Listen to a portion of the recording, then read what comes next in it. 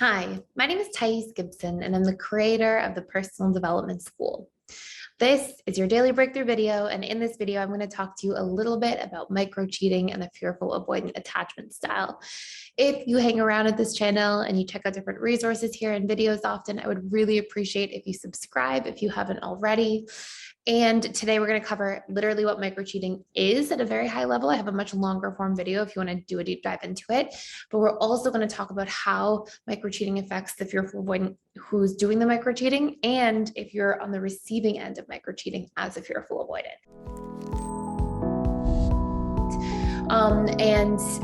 There's so much to unpack about this topic in general, but if you also want to do a much deeper dive into like trust, I have a free course you can check out for 7 days, or it's a course you can check out for free for 7 days by clicking the link in the description box below. It's all about repairing broken trust and overcoming jealousy, and basically subconsciously reprogramming those pain points that you may be carrying at a deep subconscious level that are affecting your ability to trust. It doesn't mean like don't be aware of red flags and be cautious, but basically the course will cover like reprogramming what I call your internal trust baseline, your baseline of trust, so it's healthy. It's not coming from a wounded place and you having to carry around your whole life like potential injustices from the past. And it's also about you being able to like overcome feelings of jealousy, feel much more secure in your relationships, feel calm, like you can get settled in, and also how to communicate around potential challenges and problems. So hopefully very helpful in terms of anybody who may need further support after watching this video, and just maybe who is here working on different challenges that are coming up in your relationship now. So let's talk about this. First and foremost, microcheating is essentially us as individuals cultivating inappropriate closeness outside of our relationship when we're in a relationship specifically. If you are here watching this because something like this is happening with you now, or because you have a history of being on the giving or receiving end of microcheating in the past, obviously, really, really powerful topic. And while microcheating isn't necessarily outright cheating and like overt cheating, it can definitely be something that really wears away at the trust in a relationship over time, and something that can really affect both parties, both the person who's doing the cheating at a micro level and the person who's on the receiving end. It can really erode the closeness, the bonding, and the feeling of vulnerability and connection that feels safe in a relationship. Now, fearful avoidants are really interesting when it comes to microcheating. I find that they're affected very differently based on the stage of a relationship they're in. In the dating stage or honeymoon stage, they may be like, oh, it's early, it's not a big deal. Once there's an actual commitment made, so when somebody's, okay, we're actually in a relationship of some form, this is when microcheating will really tend to hit home for fearful avoidance. The reason for this, obviously, is because fearful avoidants carry much bigger trust wounds because of the way that they've learned to attach to their caregivers and probably some of their early childhood experiences.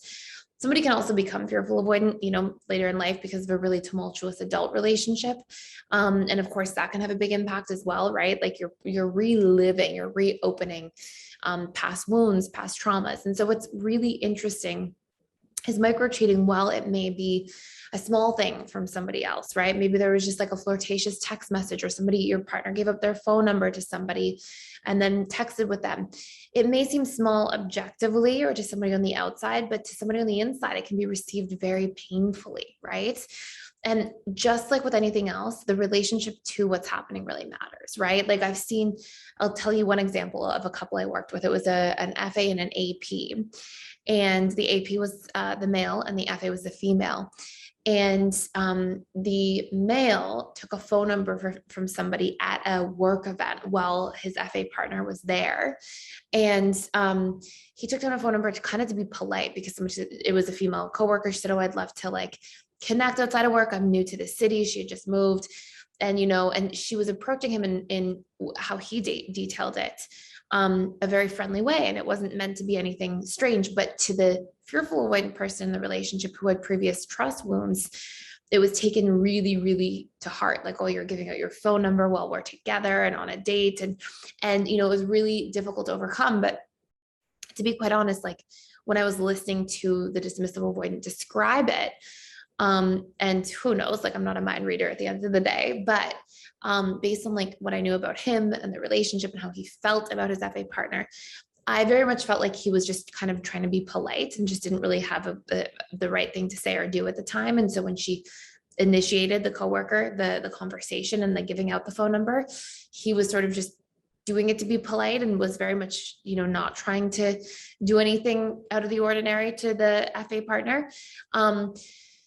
But it was received as microcheating, right? So while that like may not actually be a form of microcheating because there's not the relationship to it, there isn't like an intimate intention to like flirt or get, romantic needs met, it can be received. And so for that way from the other person. And that's where like microcheating is such an interesting topic because it really depends on the person's relationship to it, who's acting out, and the person who's on the receiving end. And it can be sort of, that's why the solution for all of this at the end of the day is like transparency, open communication, setting boundaries ahead of time about what's okay and what's not. So there's nothing that has to happen this way that you can't be clear about, right? And so talking about why you did it, what your internal relationship was to what you were doing, and then also the person expressing how they felt when they were on the receiving end of something like this, and then creating strategies to go forward. So fearful avoidance will often, take this very much to heart. It can really affect them. It affects their trust wounds to a really, large extent a lot of the time, and can be something that causes them to really disconnect and shut off from a relationship. I've seen fearful avoidants who are very FA, who have a lot of wounding there, who may have already felt like their relationship is a little bit on the rocks, and then they see something like this and they literally just leave the relationship because they get so afraid of being hurt like that again, or being trapped in some kind of dynamic that's challenging or painful.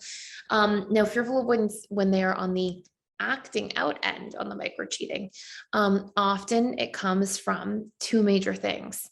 Number one, I'll say three major things. Number one, the FA believing that the partner is going to be acting in that sort of form as well, and thinking like, I can't trust this person anyway, so I might as well do the same thing, and sort of justifying it, which really like at deeper levels, and this is a pattern I've seen over the years, which really at deeper levels is often that individual not getting their needs met from a relationship, not feeling safe, not trusting, and then sort of in a way rebelling against that instead of communicating, instead of working on their internal trust challenges, things like that. Number two, I've seen fearful avoidants do this because they're not getting their needs met in a relationship as well, and they don't know how to communicate them. So just that specifically, without the assumption that the other person's doing the same thing.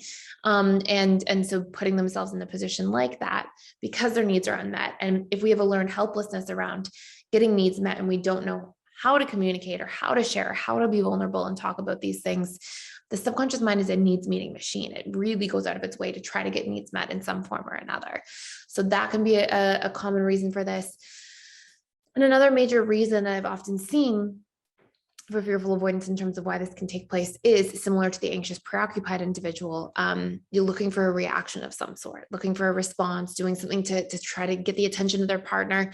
And again, it's sort of boiling down to the same thing, not feeling validated, not feeling reassuring or reassured by their partner, and testing essentially, right? And that coming from that uncertainty sort of dynamic there.